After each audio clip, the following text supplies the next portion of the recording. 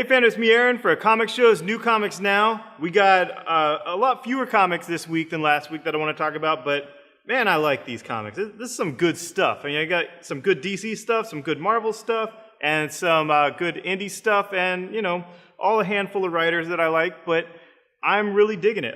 Rob Venditti's Green Lantern. I did a Green Lantern video last week on Friday that highlighted my reviews of all 5 titles and where I think they're going, what I'm excited about, what my review was, and Green Lantern is good. It's good. Cautiously optimistic is what I'm still feeling, and I enjoyed it. I enjoyed, when I review stuff, if I get any real specifics, it's just from like the first 4 or 5 pages that are the preview pages that are online everywhere.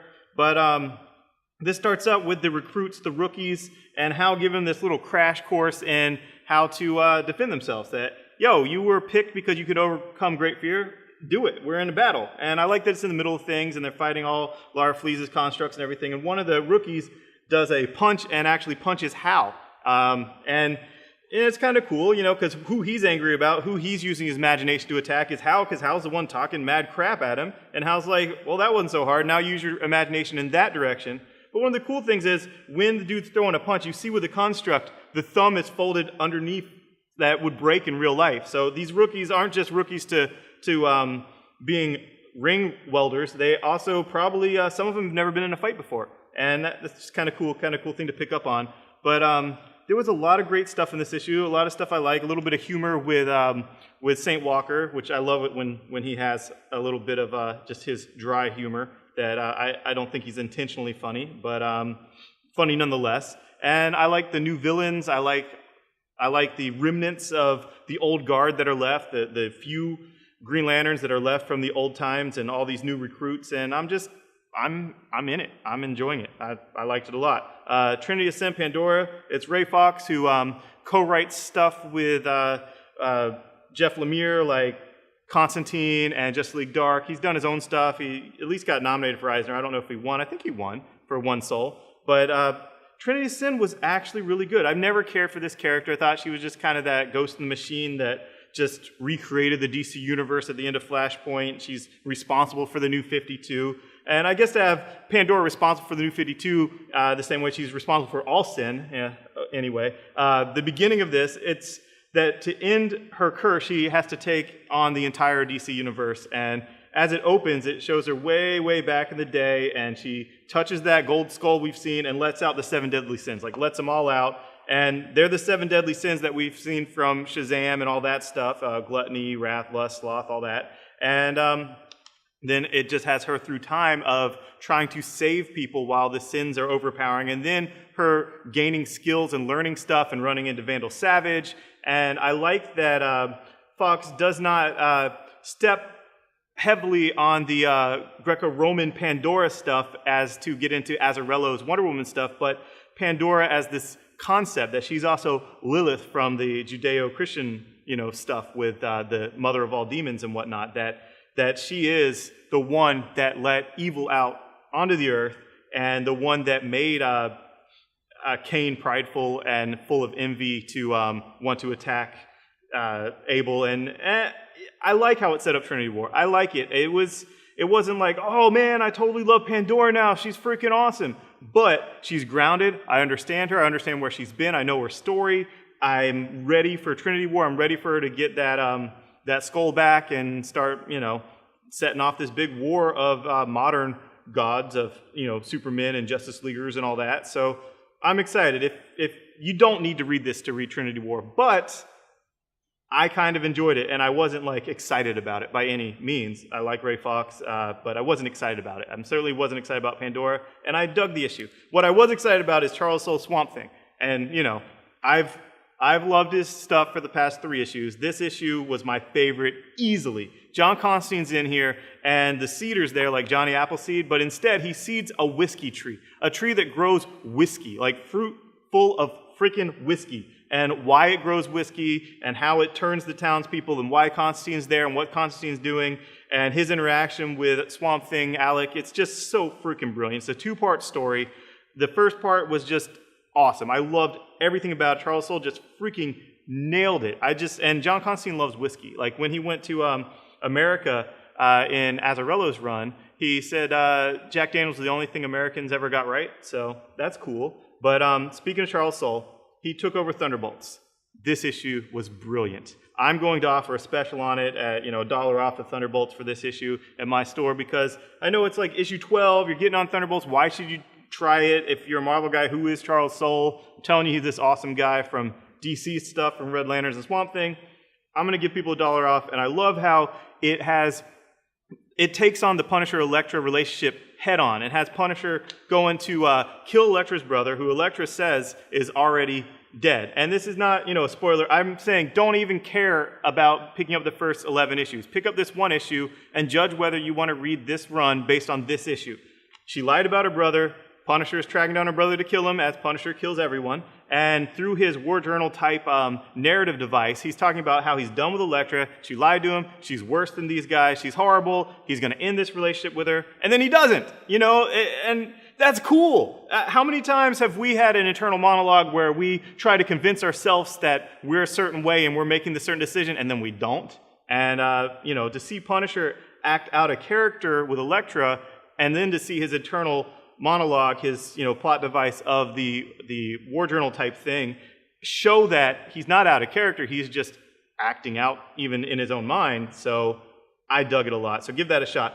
Superior Foes of Spider-Man by Nick Spencer. This is the new Hawkeye. This is the best book of the week, easily. I loved every page of Superior Foes of Spider-Man. I will defend this book to all comers.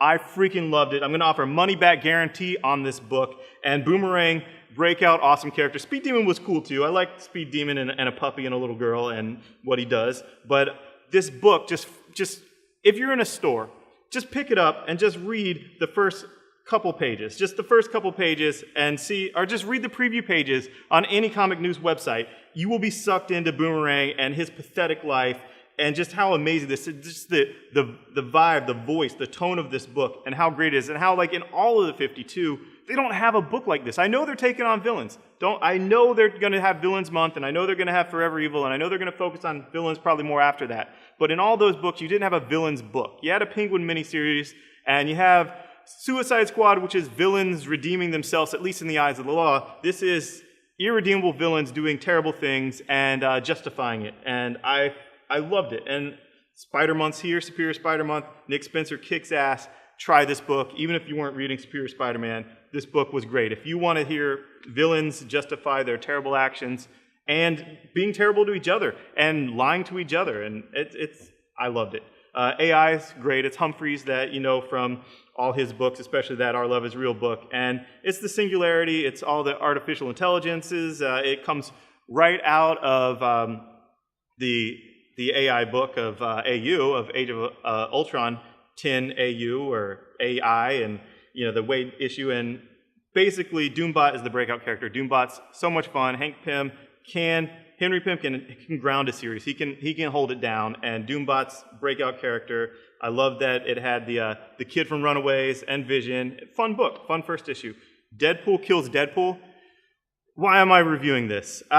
It was fun. I'm sure you made your decision on whether you like Deadpool Kills the Marvel Universe or Deadpool Killustrated, where he kills classic illustrated literature. This is Deadpool killing Deadpool. All the excesses of Deadpool in that time in the new millennium where he had like 5 titles and Rob Liefeld was actually drawing, co-writing, whatever, farting one out, Deadpool Core, and it was like all these different Deadpools. This is Deadpool killing those different Deadpools, or a Deadpool killing other Deadpools and our Deadpool, and it's cool. I like seeing all these crazy excesses just killed, and I like how it's like Deadpool X, Deadpool XX. But anyway, I really, really, really, really hope that it ends with Deadpool killing Rob Liefeld. He breaks the fourth wall. He should kill Rob Liefeld. He should kill this creator. That's the ultimate thing that a Deadpool versus Deadpool book should do. He needs to kill Rob Liefeld on freaking panel. You could just have a guy in a Levi's commercial with, a freaking ball cap and shoot him in the head. And it's not that I hate Rob Liefeld. I loved it when Animal Man met Grant Morrison. That was brilliant. But I think if Deadpool met his creator, he'd be like, oh, hey, boom, you're dead. Cool. That's what I want. By issue 4, that better happen. Satellite Sam, Image is taking it another step with their super low printed, rare sellout craziness. First issue is just allocated. All stores got allocated it, and supposedly we're going to get the rest of our 1/4 more of our shipment next week.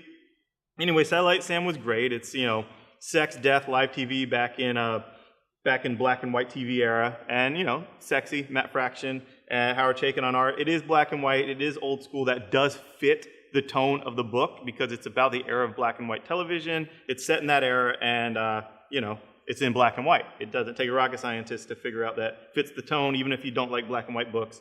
Fraction, I like him on independent stuff, love him on Hawkeye, but like him on independent stuff, and give it a shot. If nothing else, to just sell it on eBay because it got allocated. That sucked. Next Testament, freaking love this book. Clive Barker's Next Testament about the Old Testament God back in our time saying, we suck. He is appalled by how just dull, lifeless, sucky we are. We have no understanding of anything outside of like our own comfort and indulgences. And what was really cool about that is he makes reference to that there actually is a Trinity. There actually is the Son and the Holy Ghost, and he is the Father. And I'm just really digging how the Father from the Old Testament is here in our time, 2013, writing the Next Testament with all the wrath and vengeance and anger and craziness that, you know, is in some of those stories. And I'm digging it, so, you know, sue me. I like it a lot. And 10 grand, JMS, Ben Temple-Smith, still really good. Still a cool kind of what if Constantine was American and motivated by great love and not just pure con artistry and BS. Not that I don't love Constantine, but great week, great stuff. Try Charles Soule, both on Swamp Thing or Thunderbolts.